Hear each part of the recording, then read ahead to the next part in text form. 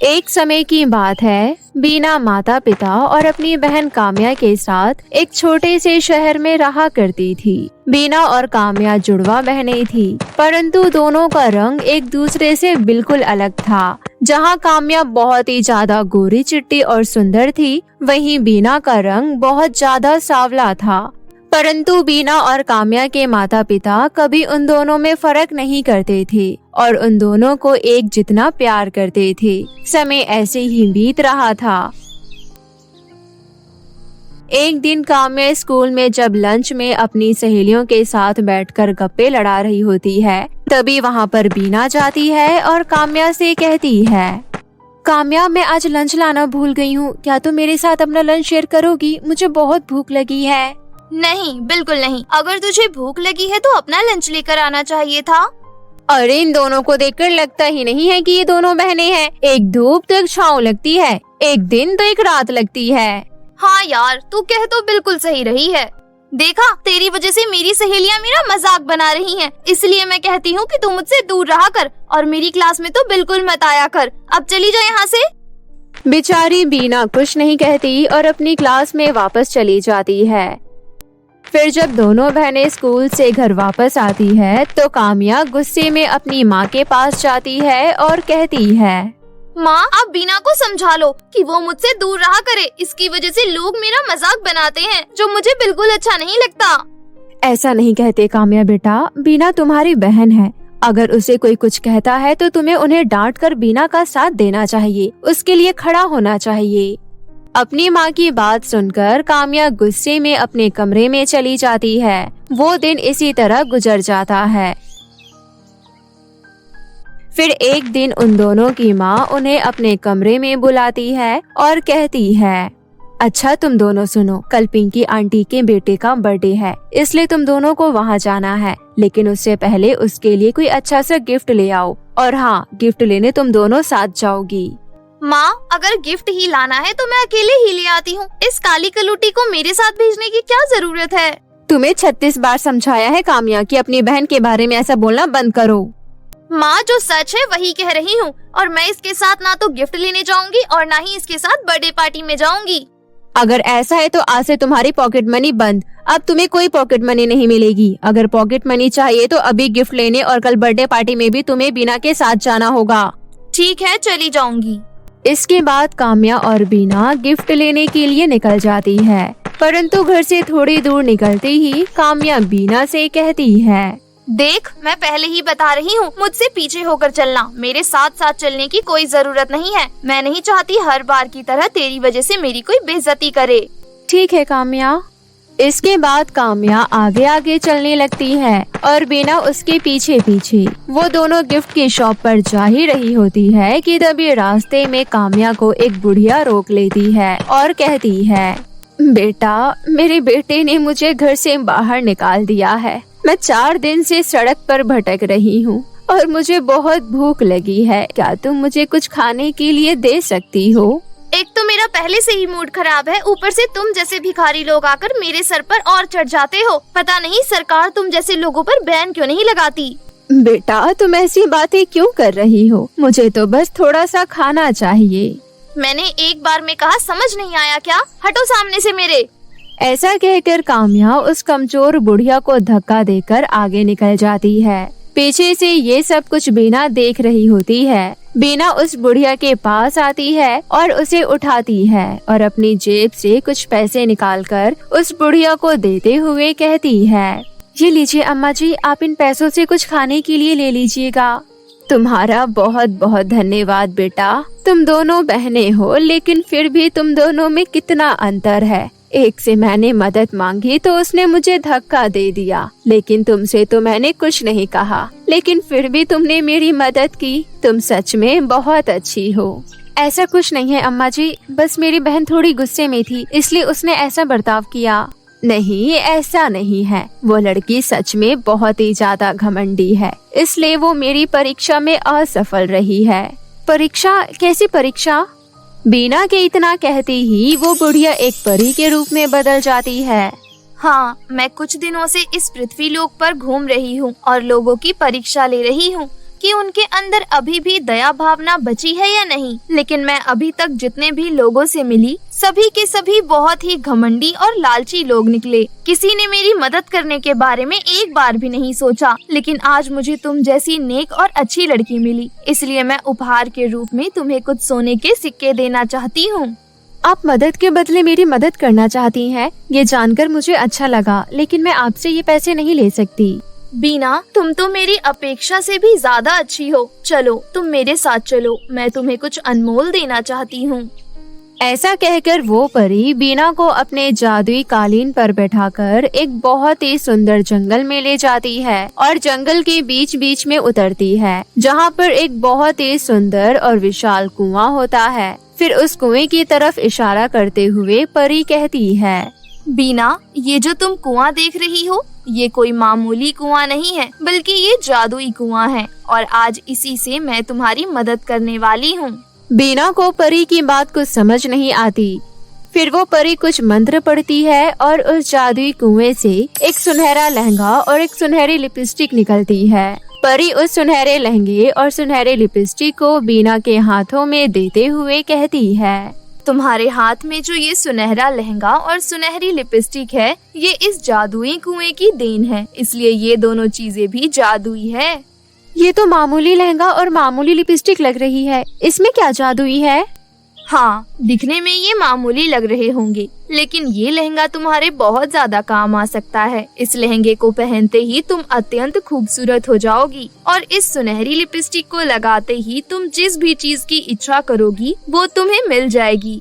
मैं जानती हूँ तुम्हें इन दोनों में से किसी भी चीज का लालच नहीं है, लेकिन इसे तुम मेरी तरफ से आशीर्वाद समझकर रख लो। इस बार बीना परी की बात नहीं टालती और उस सुनहरे लहंगे और सुनहरी लिपस्टिक को रख लेती है और फिर उस सुनहरे लहंगे को पहन भी लेती है। उस सुनहरे लहंगे को पहनते ही बीना सच में बहुत ही ज्यादा खूबसूरत हो जाती है। फिर अपना आशीर्वाद देकर परी बीना से विदा लेती है और वहाँ से अदृश्य हो जाती है। परंतु बीना उस जंगल में पहली बार आई थी, इसलिए उसे समझ नहीं आता कि वो वहाँ से बाहर कैसे निकले। परी जी तो यहाँ से गायब हो गई है, लेकिन उन्होंने बताया ही नहीं कि मैं यहाँ से बाहर कैसे निकलूं। अब मैं क्या करूं? इस जंगल में तो मैं पहली बार आई हूँ, मुझे तो यहाँ से निकलने का रास्ता भी नहीं पता।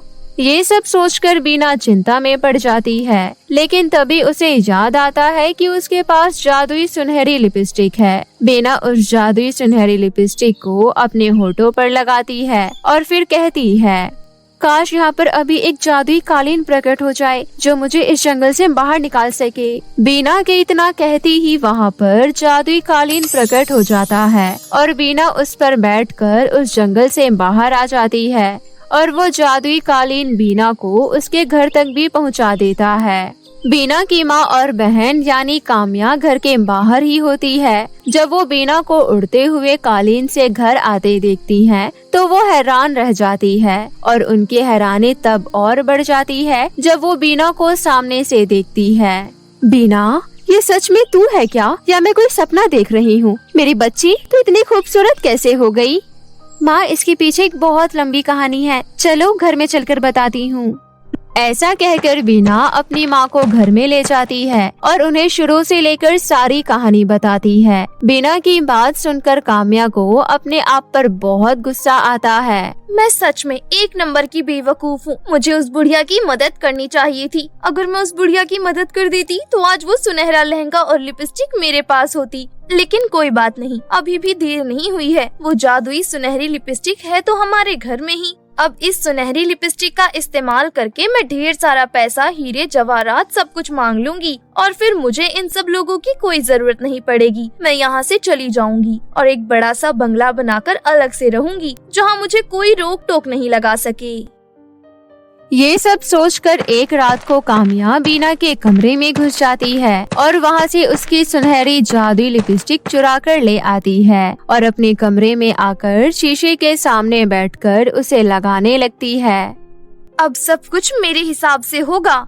परंतु काम्या जैसे ही उस जादुई सुनहरी लिपस्टिक को अपने होठों पर लगाती है, उसकी पूरी त्वचा काली हो जाती है और लटकने भी लग जाती है, जैसे किसी 80 साल की बुढ़िया की त्वचा होती है। अपना ये हाल देखकर काम्या की चीख निकल जाती है। काम्या की चीख सुनकर उसकी माँ और बीना वहाँ पर पहुँच जाती है। काम्या का ये हाल देखकर दोनों वजह पूछते हैं, जिसके बाद काम्या उन्हें सारी बात बताती है, जिसे सुनकर बीना कहती है, काम्या तुमने मेरी आधी बात सुनी थी। पूरी बात ये है कि अगर कोई भी लालची व्यक्ति लालच से इस जादुई सुनहरी लिपस्टिक को अपने होठों पर लगाएगा तो उसका तुम्हारा जैसा हाल हो जाएगा।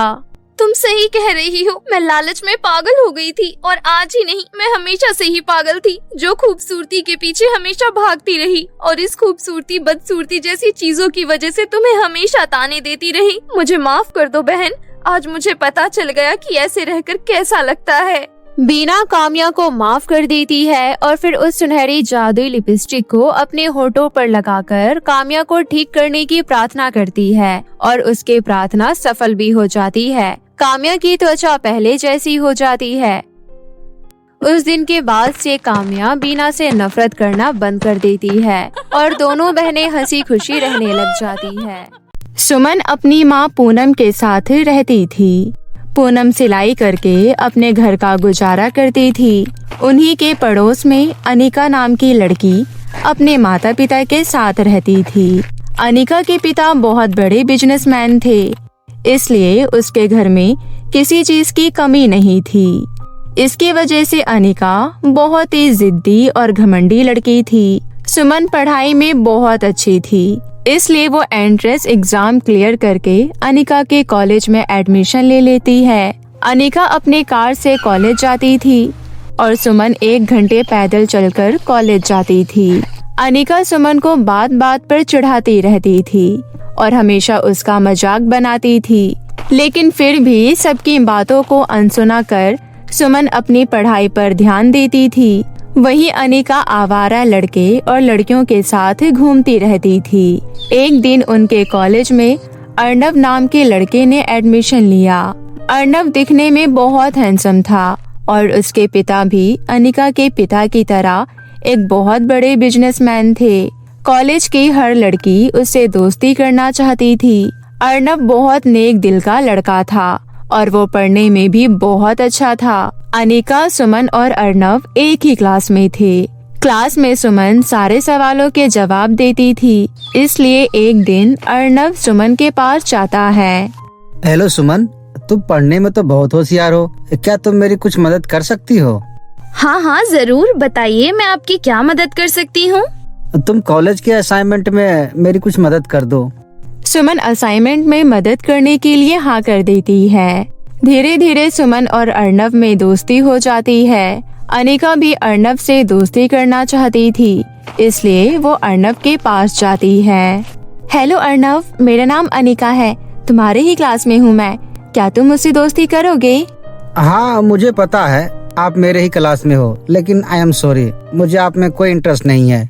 इतना कहकर अर्नव वहाँ से चला जाता है। उसके जाने के बाद अनिका खुद में कहने लगती है, तेरी ऐसी की तैसी कमीने, तेरी हिम्मत कैसे हुई मुझे ना करने की? अब मैं देखती हूँ तो मेरे से कैसे दोस्ती नहीं करता। अरे मेरे जैसी स्मार्ट और इंटेलिजेंट लड़की तुझे सालों तक ढूंढने पर भी कहीं नहीं मिल सकती है। देखना खुद अपने आप मेरे पीछे भागा भागा आएगा।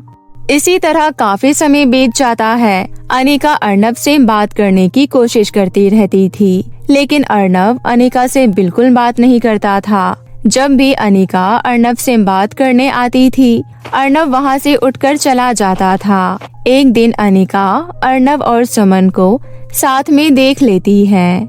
अरे इस गधे को ये भिखारी नहीं मिली थी क्या? मैं कब से इससे बात करने की कोशिश कर रही हूँ और ये लड़का है जो मुझे भाव नहीं देता। इस भिखारिन से तो देखो किस तरह मजे से बात कर रहा है। धीरे धीरे अर्नव और सुमन एक दूसरे को पसंद करने लगते हैं। दोनों एक दूसरे के साथ बहुत खुश थे। इसी तरह धीरे धीरे कॉलेज के 3 साल बीत जाते हैं। अर्नव सुमन से कहता है, सुमन, अब तो कॉलेज भी खत्म हो गया है, अब समय आ गया है कि हम दोनों को एक दूसरे के बारे में घर में बता देना चाहिए। लेकिन अर्नव, तुम तो बहुत अमीर हो और हम बहुत गरीब हैं। अगर तुम्हारे घर वाले नहीं माने तो? अरे ऐसा कुछ नहीं होगा, मेरे घर वाले बहुत अच्छे हैं। उन्हें अमीर गरीब से कोई फर्क नहीं पड़ता, उन्हें बस मेरी खुशी चाहिए। मुझे पूरा विश्वास है कि वो मान जाएंगे। तुम खुशी खुशी अपने घर जाओ और अपनी मम्मी पापा से बात करो। उसके बाद दोनों अपने अपने घर में बात करते हैं। सुमन अपनी मम्मी को बताती है। मम्मी, आप अर्नव से तो मिली ही हो। हाँ, वही तुम्हारा दोस्त। हाँ मम्मी, शुरू में तो हम दोस्त ही थे, लेकिन मैंने आपको इस बारे में नहीं बताया कि हम एक दूसरे को पसंद करते हैं और शादी करना चाहते हैं। मुझे तो कोई एतराज नहीं है, लेकिन अर्नव बहुत ही अमीर लड़का है। क्या उसके घर वाले तुझे अपनी बहू मानेंगे? क्योंकि अमीर लोग अपने स्तर के लोगों से ही शादी करते हैं। मम्मी, मैंने यही अर्नव को भी बोला था, लेकिन वो बोल रहा था कि उसके मम्मी पापा बहुत अच्छे हैं, उनके लिए ये सब चीजें मायने नहीं रखती। ठीक है, अगर उसके मम्मी पापा मान जाएंगे तो बहुत अच्छी बात है। दूसरी तरफ अर्नव भी अपने मम्मी पापा से बात करता है। मम्मी पापा, मैं सुमन के बारे में आपसे कुछ बात करना चाहता हूँ। हाँ बोल, सब ठीक तो है ना? मम्मी, मैं सुमन को बहुत पसंद करता हूँ और मैं उससे शादी करना चाहता हूँ। मुझे पता है आप लोग मुझे समझोगे और इस रिश्ते के लिए राजी होंगे। सुमन बहुत अच्छी लड़की है। मैं तेरे लिए जो लड़की ढूंढती उसमें सुमन जैसे ही गुण देखती। अगर तूने खुद ही ढूंढ ली है तो मुझे क्या प्रॉब्लम होगी। इस तरह दोनों के घर वाले शादी के लिए मान जाते हैं। कुछ दिनों बाद दोनों के परिवार मिलते हैं और दोनों की शादी का दिन तय हो जाता है। अनिका की माँ उसे इस बारे में बताती है। वो लड़का अर्नव जिसे तू बहुत पसंद करती है, उसकी शादी तो सुमन से तय हो गई है। इतना बोलकर उसकी माँ वहाँ से चली जाती है और ये सुनकर अनिका बहुत गुस्सा होती है। क्या? इस भिखारिन की शादी अर्नव से? मैं किसी भी कीमत पर इन दोनों की शादी नहीं होने दूंगी। अर्नव से सिर्फ मेरी शादी होगी। मैं भी देखती हूँ मेरे होते हुए ये अर्नव से शादी कैसे करेगी। अनिका प्लान बनाने लगती है। वहीं दूसरी तरफ सुमन की माँ सुमन के लिए एक बहुत ही सुंदर लहंगा खरीद कर लाती है। तभी वहाँ पर अनिका आ जाती है। अनिका, तुम बिल्कुल सही समय पर आई हो। ये देखो मेरी शादी का लहंगा। हाँ, बहुत अच्छा है। मुझे कुछ काम है सुमन, मैं कल आती हूँ। अरे अभी तो आई थी, तुरंत जा रही हो? हाँ, क्योंकि अचानक मुझे एक काम याद आ गया और वो काम बहुत जरूरी है। इतना कहकर अनिका वहाँ से चली जाती है। अनिका अपने कमरे में जाकर सोचती है, ओह गॉड, क्या करूँ मैं ऐसा? कैसे रोकूं मैं इसकी शादी? कल इस भिखारिन की शादी है मेरे अर्नव से, कैसे रोकूं मैं ये सब?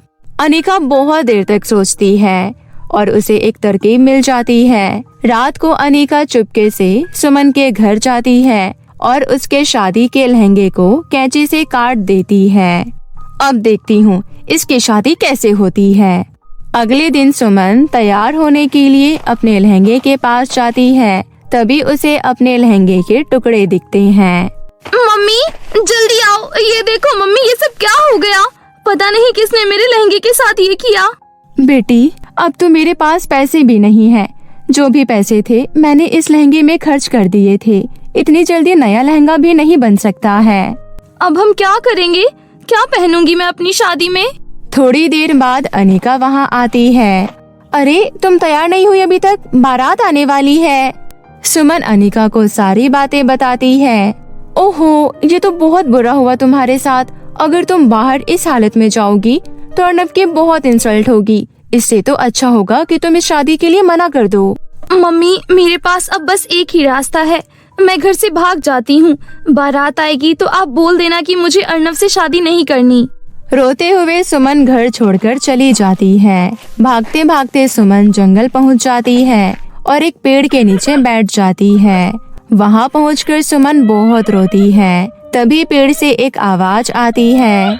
बेटी, तुम रो मत, मुझे बताओ तुम्हारी क्या समस्या है। सुमन पेड़ को सारी बातें बताती है। तभी अचानक उस पेड़ पर सोने और चांदी के खूबसूरत लहंगे आ जाते हैं। सुमन ये देखकर बहुत हैरान होती है। पेड़ पर तो फल होता है, लेकिन तुम्हारे पेड़ पर तो सोने और चांदी के लहंगे हैं। क्योंकि ये जादुई पेड़ है। मुझे कई सालों पहले एक परी ने बनाया था। इस पेड़ के नीचे जो भी रोता हुआ आता है, मैं उसकी परेशानी सुन उसकी मदद करता हूँ। तुम एक सोने का लहंगा और एक चांदी का लहंगा ले लो। सोने का लहंगा तुम्हें धन दौलत देगी और चांदी का लहंगा तुम्हारी शादी में लहंगा काटने वाले के बारे में बताएगी। क्या? यानी मेरी शादी का लहंगा किसी ने काटा है, लेकिन चांदी का लहंगा कैसे बता पाएगी? तुम इसे अपने साथ लेकर जाओ, तुम्हें सब पता चल जाएगा। सुमन सोने और चांदी का लहंगा लेकर अपने घर चली जाती है। तब तक बारात आ चुकी थी। अनिका अर्णव से कहती है, अर्णव, ऐसा हुआ है जो तुम सोच भी नहीं सकते। सुमन शादी छोड़कर घर से भाग गई है। वो तो तुमसे शादी करना ही नहीं चाहती थी। अगर तुम्हें यकीन नहीं है तो सुमन की मम्मी से पूछ लो। सुमन की माँ कुछ नहीं बोलती है। अनिका फिर कहने लगती है, देखो, अगर बारात वापस गई तो तुम्हारी बहुत बेइज्जती होगी। अब तुम्हारे पास एक ही रास्ता है, तुम जल्दी से मुझसे शादी कर लो। तभी वहाँ पर सुमन पहुँच जाती है। वहाँ पहुँचते ही चांदी का लहंगा अनिका के पास जाती है और सबके सामने कहती है, सुमन, ये वही लड़की है जिसने जलन में आकर तुम्हारी शादी के लहंगे के टुकड़े टुकड़े कर दिए थे। अगर तुम्हें यकीन नहीं आता तो तुम ये देखो। उसके बाद जादुई चांदी का लहंगा सबके सामने अनिका की करतूत दिखाती है। ये देखकर सबको बहुत गुस्सा आता है। तभी अनिका कहती है, अरे सुमन, लेकिन तू तो शादी छोड़कर भाग गई थी ना, फिर यहाँ क्या कर रही है? और ये लहंगा बिल्कुल झूठ बोल रही है। अनिका, अब नाटक करने की कोई जरूरत नहीं है। ये चांदी का लहंगा जादुई है और इसने यहाँ सबको तुम्हारी असलियत के बारे में बता दिया है। मैं कहती हूँ यहाँ से जा, वरना मैं जादुई चांदी के लहंगे से बोलकर तुझे तेरे किए की सजा दिलवाऊंगी। ये सुनकर अनिका डर जाती है और वहाँ से चली जाती है। उसके बाद सुमन अपने कमरे में जाती है और सोने का लहंगा पहनकर सबके सामने आती है। सुमन बहुत खूबसूरत लग रही थी। उसके बाद अर्णव और सुमन की शादी हो जाती है। जाते हुए सुमन अपनी मम्मी से कहती है, मम्मी, आपने अपने जीवन में बहुत दुख देखे हैं। मेरी शादी मेरे पसंद के लड़के से हो गई है। अब मैं चाहती हूँ कि मेरे जाने के बाद आपको किसी चीज की परेशानी ना हो। ये सोने का लहंगा है और ये आपकी सारी इच्छा पूरी करेगी। आप इसे अपने पास रख लो।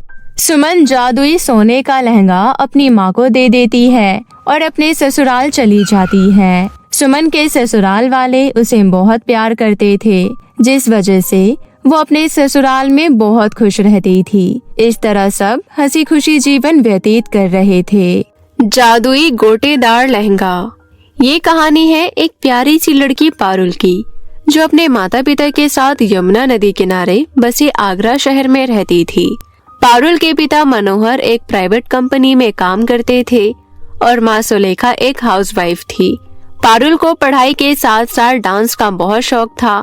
वो अक्सर स्कूल में डांस कंपटीशन में भाग लिया करती थी और प्रथम स्थान प्राप्त करती। पारुल के माता पिता उसकी इस उपलब्धि पर बहुत खुश होते।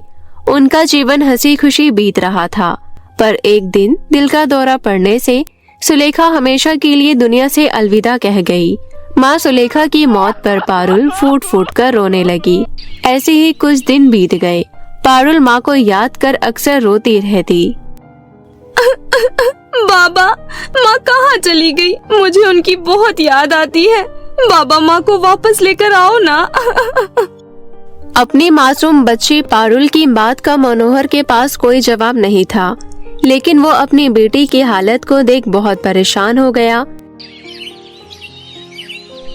फिर एक दिन पड़ोस में रहने वाली विमला काकी ने मनोहर को समझाते हुए कहा, बेटा मनोहर, अपने आप को संभालो। अभी तुम्हारे ऊपर पारुल बिटिया की जिम्मेदारी है। तू मेरी बात मान तो दूसरी शादी कर ले। इससे पारुल बिटिया को माँ का प्यार मिल जाएगा, वरना माँ के बिना बच्ची बिल्कुल अकेली ही हो जाएगी। काफी सोच और विचार करने के बाद मनोहर ने रचना नाम की औरत से दूसरी शादी कर ली। रचना की पहले पति से अपनी एक बेटी भी थी। नाम था उसका वर्षा। वर्षा दिखने में बिल्कुल भी सुंदर नहीं थी। रचना और वर्षा दोनों पारुल को देख बहुत जलते थे। मनोहर के काम पर जाने के बाद रचना दिन भर कमरे में आराम करती और बेचारे पारुल से घर का सारा काम करवाती। रचना पारुल को बहुत परेशान किया करती थी, लेकिन जैसे ही मनोहर काम पर से घर लौटता, रचना उसके सामने एक अच्छी माँ होने का दिखावा करती। पारुल बेटी, कहाँ हो तुम? इधर आओ मेरे पास। देखो, मैंने तुम्हारे लिए खीर बनाई है। आज मैं तुम्हें अपने हाथों से खीर खिलाऊंगी। ये देख मनोहर मन ही मन खुश होते हुए बोला, रचना कितनी अच्छी है। ये मेरी बेटी का कितने अच्छे से ख्याल रखती है। अब मुझे परेशान होने की जरूरत नहीं। रचना एक सगी माँ की तरह मेरी बेटी को प्यार करती है। इस तरह मनोहर बेफिक्र होकर अपने काम में व्यस्त हो गया। वहीं रचना का पारुल पर अत्याचार दिन पर दिन बढ़ता ही चला गया। इस बात से पारुल बहुत दुखी रहती। पारुल को डांस का बहुत शौक था, इसलिए सबके सो जाने के बाद वो चोरी छुपे डांस की प्रैक्टिस किया करती थी। ऐसे ही धीरे धीरे वक्त बीता। पारुल और उसकी सौतेली बहन वर्षा अब बड़ी हो गई थी। वर्षा कॉलेज में पढ़ती थी। वहीं रचना ने पारुल का स्कूल जाना बीच में ही बंद करवाकर उसे घर के कामों में लगा दिया, इसलिए वो आज भी घर के कामों में ही व्यस्त थी। पारुल, अरे ओ महारानी, कहाँ मर गई? कितने देर से तुझे आवाज लगा रही हूँ, कहाँ थी तू अब तक? माँ, मैं आंगन की सफाई कर रही थी। तूने अभी तक वर्षा बिटिया को नाश्ता क्यों नहीं दिया? तुझे पता नहीं उसके कॉलेज जाने का टाइम हो रहा है? माँ, मैंने नाश्ता बना दिया है। बना दिया है तो गर्मा गर्म नाश्ता देती क्यों नहीं? जब देखो सारा दिन भर बस इधर उधर घूमती रहती है। अब मेरा मुंह क्या देख रही है? जा जाकर मेरी बिटिया को नाश्ता दे। 2 दिन से गंदे कपड़े पड़े हुए हैं, तूने अभी तक वो भी नहीं धोए, कामचोर कहेगी। ऐसा कहकर रचना अपने कमरे में चली गई। वहीं पारुल ने अपनी सौतेली बहन वर्षा को गर्मा गर्म नाश्ता दिया। नाश्ता करते हुए वर्षा बोली, हाँ, ये भी कोई नाश्ता है? छी, कितना बेस्वाद है। माँ, जल्दी इधर आओ। क्या हुआ मेरी बिटिया रानी? माँ, देखो ना, इस पारुल की बच्ची ने कितना बकवास नाश्ता बनाया है। मुझे 1000 रुपए दे दो, मैं कॉलेज की कैंटीन में कुछ खा लूंगी। सत्यानाश हो इस लड़की का, एक भी काम ढंग से नहीं करती। ये लो बेटी 1000 रुपए। तुम्हें कॉलेज जाने में देरी हो रही होगी ना, तुम जाओ, इसकी तो मैं अभी अच्छे से खबर लेती हूँ। वर्षा 1000 रुपए का नोट लेकर खुश होते हुए कॉलेज चली गई।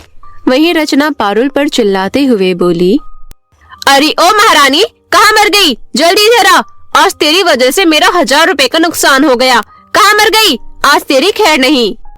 पारुल बाथरूम में कपड़े धो रही थी। वो बाहर आते हुए बोली, क्या हुआ माँ? तभी रचना पारुल के गाल पर जोरदार तमाचा मारते हुए बोली, दिन भर मुफ्त का चढ़ती रहती है, लेकिन एक भी काम ढंग से नहीं करती। आज तेरी वजह से मेरी बेटी भूखी ही कॉलेज चली गई। पर माँ, मैंने तो नाश्ता वर्षा की पसंद का ही बनाया था। अगर उसे आज खाना अच्छा नहीं लगा तो इसमें मेरी क्या गलती? वैसे भी घर का सारा काम मैं अकेली ही करती हूँ। क्या कहा तूने? अपनी बकवास बंद कर। मुझसे ज्यादा जवान लड़ाने की जरूरत नहीं है, नहीं तो मार मार कर तेरी चमड़ी उधेड़ दूंगी, समझी? अब जा यहाँ से और जल्दी से घर का सारा काम निपटा। शाम को जब वर्षा कॉलेज से घर लौटी तो खुश होते हुए माँ रचना से बोली, अरे माँ, आपको पता है हमारे शहर में 1 हफ्ते बाद डांस कंपटीशन होने वाला है। अरे, तो इसमें इतना खुश होने वाली क्या बात है? माँ, आप पूरी बात सुनोगी तो खुशी से नाचने लगोगी। आपको पता है, शहर के जाने माने बिजनेसमैन मुकेश ओबरॉय का हैंडसम बेटा राहुल ओबरॉय डांस कंपटीशन में चीफ गेस्ट बनकर आ रहे हैं। जो डांस कंपटीशन को जीतेगा उसे पूरे 50,000 रुपए का इनाम दिया जाएगा। इतना ही नहीं, विजेता को राहुल ओबरॉय के साथ डिनर करने का मौका भी मिलेगा। अरे वाह, ये तो तूने मुझे बहुत अच्छी खबर सुनाई। बिटिया, ये कंपटीशन तो तू ही जीतेगी। चल बेटी, मैं तुझे ब्यूटी पार्लर लेकर चलती हूँ। अभी से तू अपना फेशियल करवाना शुरू करवा ले। 1 हफ्ते बाद तेरा चेहरा ग्लो करने लगेगा। फिर देखना, बिजनेसमैन का बेटा तुझे देखते ही तुझ पर लट्टू हो जाएगा। दोनों माँ बेटी मन ही मन बहुत खुश हो रही थी। पास में खड़ी पारुल डांस कंपटीशन की बात सुन खुश होते हुए बोली, माँ, मुझे भी डांस कंपटीशन में हिस्सा लेना है। मुझे भी डांस करने का बहुत शौक है। देखो माँ, ये मेरी बराबरी करना चाहती है। ये मूंग और मसूर की दाल। डांस कंपटीशन की विजेता मैं ही बनूंगी और राहुल ओबरॉय को अपने रूप के जाल में फंसाकर उससे शादी करूंगी। अब तू खड़ी खड़ी हमारा मुंह क्या देख रही है? जा यहाँ से। हाँ। पारुल उदास होते हुए अपने कमरे में चली गई। तब रचना बोली, तू चिंता मत कर वर्षा बिटिया, मैं भी देखती हूँ ये मनहूस कैसे कंपटीशन में हिस्सा लेती है। पारुल घर का काम जल्दी खत्म कर हर रोज डांस की प्रैक्टिस करने लगी। फिर देखते ही देखते डांस कंपटीशन का दिन भी आ गया। सुबह सुबह जब पारुल सौतेली माँ रचना के कमरे में चाय लेकर गई, तब जानबूझकर रचना ने पारुल के पैरों में गर्म चाय गिरा दी। पारुल दर्द से बुरी तरह चिल्ला उठी। मेरा पैर! मुझे बहुत जलन हो रही है माँ। ओह हाय राम, मैंने क्या कर दिया? पता नहीं ये चाय तुम्हारे पैर पर कैसे गिर गई।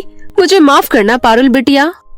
रो मत बेटी, मैं अभी डॉक्टर को बुला कर लाता हूँ, सब कुछ ठीक हो जाएगा। कुछ देर बाद पारुल के पिता मनोहर डॉक्टर को लेकर घर पहुँचे।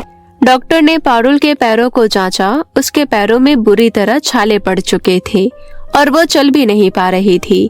डॉक्टर ने कुछ दवाइयाँ दी और आराम करने को कहा। पारुल बहुत दुखी हो गई। उसका बड़ा मन था डांस कंपटीशन में भाग लेने का। मेरा भी बड़ा मन था डांस कंपटीशन में हिस्सा लेने का। मैं इतने दिनों से डांस की प्रैक्टिस कर रही थी। रोते नहीं बिटिया, अगली बार भाग ले लेना। ऐसे मौके जिंदगी में बार बार आ जाएंगे। अभी तुम आराम करो, मैं किसी काम से बाहर जा रहा हूँ, थोड़ी देर बाद लौटूंगा। कुछ देर बाद पारुल को घर में अकेला छोड़ रचना अपनी बेटी वर्षा को अपने साथ लेकर डांस प्रतियोगिता में हिस्सा लेने जा पहुंची। पारुल अकेले कमरे में दर्द से कराहती हुई अपने स्वर्गवासी माँ को याद कर रोने लगी। माँ, अगर तुम यहाँ होती तो मेरे साथ ऐसा कुछ नहीं होता। जब तुम थी तो मैं हर डांस कंपटीशन में हिस्सा लेती थी और मुझे तुम कितने प्यार से तैयार करती थी। तुम मुझे छोड़कर क्यों चली गई माँ? क्यों चली गई? वापस लौट आओ ना माँ। ये कहते हुए पारुल रोने लगी। तभी कमरे में एक तेज रोशनी फैल गई और उसे अपने स्वर्गवासी माँ की आत्मा दिखाई देने लगी। मेरी बच्ची, तुम चिंता क्यों करती हो? मैं हूँ ना, तुम डांस कंपटीशन में जरूर भाग लोगी। पर कैसे माँ? ये देखो माँ, मेरे पैर कितना जल गया है। सब कुछ ठीक हो जाएगा, हिम्मत रखो बेटी। ये कहते हुए पारुल की स्वर्गवासी माँ के हाथों में एक चमचमाता हुआ गोटेदार लहंगा प्रकट हो गया। ये लो बेटी, इस लहंगे को जल्दी से पहन लो। ये लहंगा जादुई है। अरे वाह माँ, ये तो गोटेदार लहंगा है। मैंने ऐसा लहंगा पहले कभी नहीं देखा। कितना सुंदर है। बेटी, अब तुम जल्दी से ये लहंगा पहनकर तैयार हो जाओ। डांस कंपटीशन शुरू होने ही वाला है। इस लहंगे को पहनते ही तुम्हारे पैर के छाले बिल्कुल ठीक हो जाएंगे। पारुल ने जैसे ही जादुई गोटेदार लहंगे को पहना, उसके पैरों के सभी छाले ठीक हो गए। ये देख पारुल खुशी से झूम उठी। इतना ही नहीं, पारुल स्वर्ग से उतरी अप्सरा की तरह सुंदर लग रही थी। बिटिया, तुम इस जादुई गोटेदार लहंगे में बहुत प्यारी लग रही हो। भगवान तुम्हें सभी मुसीबत से बचाए और सदा तुम्हें खुश रखे।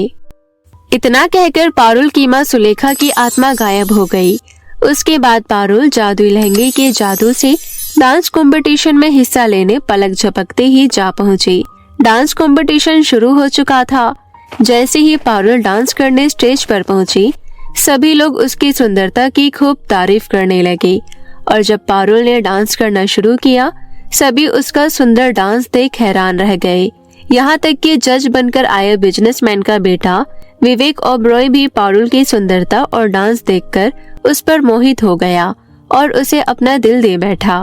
वहीं रचना और उसकी बेटी वर्षा पारुल को वहाँ देख जल भुन गई। इतनी सुंदर लड़की आखिर है कौन? ये तो दिखने में पारुल जैसी लग रही है। माँ, जरा ध्यान से देखो, ये पारुल ही है। क्या? पर इस करमचली का पैर कैसे ठीक हो गया और इसके पास इतना सुंदर गोटेदार लहंगा आया कहाँ से? अब मेरा क्या होगा माँ? सब लोग तो उसका डांस देखकर तालियां बजा रहे हैं। विवेक ओबरॉय भी बस उसी को देखे जा रहा है। दोनों माँ बेटी आपस में बातें कर ही रही थी। तभी डांस खत्म होते ही विवेक ओबरॉय ने स्टेज पर जाकर पारुल को डांस प्रतियोगिता का विजेता घोषित किया। ये देख दोनों माँ बेटी मुंह बनाते हुए घर वापस लौट आई। फिर अगली सुबह विवेक ओबरॉय अपने पिता मुकेश ओबरॉय के साथ एक बड़ी सी गाड़ी में बैठकर पारुल के घर गए और पारुल के पिता मनोहर से मुकेश ओबरॉय ने अपनी बेटी विवेक ओबरॉय के लिए उनकी बेटी पारुल का हाथ मांगा। इतने बड़े घर का रिश्ता खुद घर चलकर आता देख मनोहर फूला ना समाया और रिश्ते के लिए खुशी खुशी हाँ कर दी। और कुछ दिनों बाद पारुल और विवेक की शादी बड़ी ही धूमधाम से हो गई। वहीं दूसरी ओर पारुल की सौतेली माँ रचना और सौतेली बहन वर्षा दोनों हाथ मलती रह गई।